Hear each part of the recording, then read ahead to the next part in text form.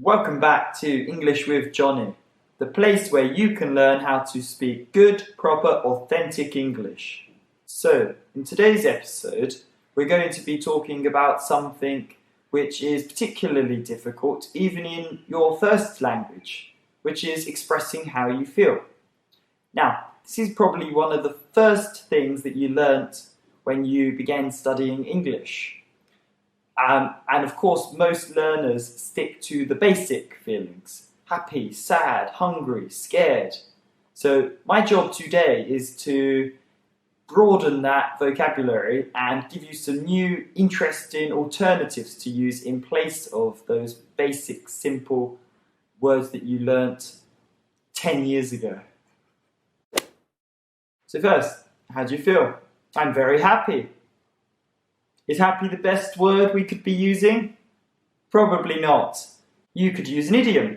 You could say, you're over the moon. We use this idiom when talking about something that's very special and happy.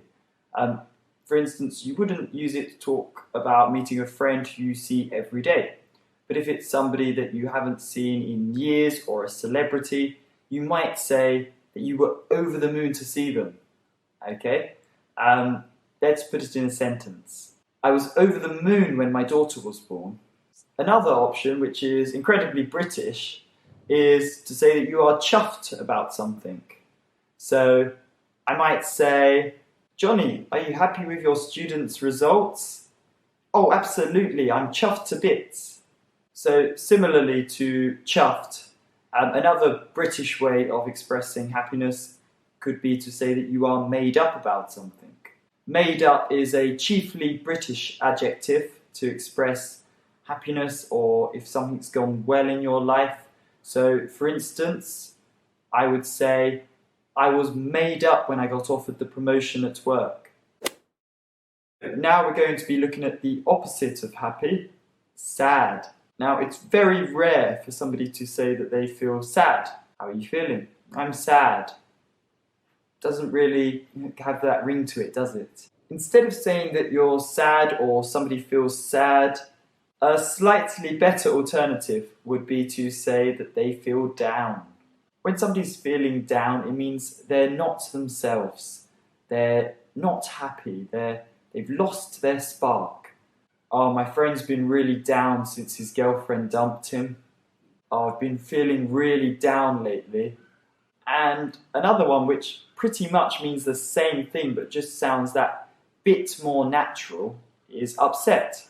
So if you do something which makes me sad, I might say, you've really upset me, or you've made me feel upset. The last word for the section on sad is a bit academic. Morose. Morose. Now this word means sullen or ill-tempered or gloomy. It's when somebody looks like all happiness has left them. That guy's looking pretty morose. I wonder what's happened to him. You might use an idiom. You might say that something broke your heart. It's broke my heart when you didn't invite me to your birthday party. My heart broke when I heard about the accident. You can also turn this into an adjective. I was heartbroken when my dog passed away. Excuse me.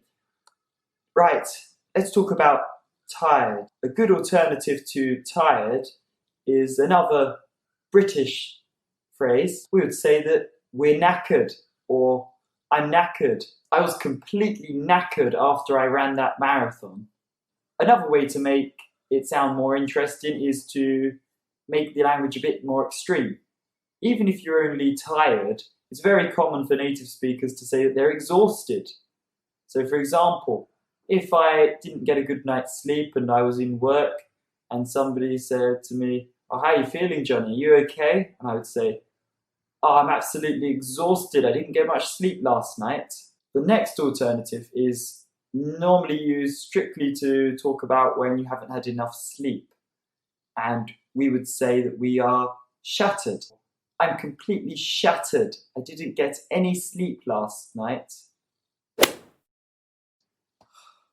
I don't know about you, but I'm getting pretty peckish. Can you guess what that word means? It means hungry. So for example, I might say, I'm feeling really peckish. Do we have any snacks? Like I mentioned earlier, it's very common among native speakers to make their language more extreme. So you would not believe how many children in the West tell their parents that they are starving, even when they have 3 square meals a day and are very well fed. It's just how we use the language. So if I'm hungry, I might say, oh, I'm starving, I can't wait for lunch. And again, this word has a more academic alternative. So I could say, oh, I'm completely famished. So the last word we're going to be tackling today is scared. Now, most of my students often say to me, teacher, we're scared of the exam, or we're scared of getting our result.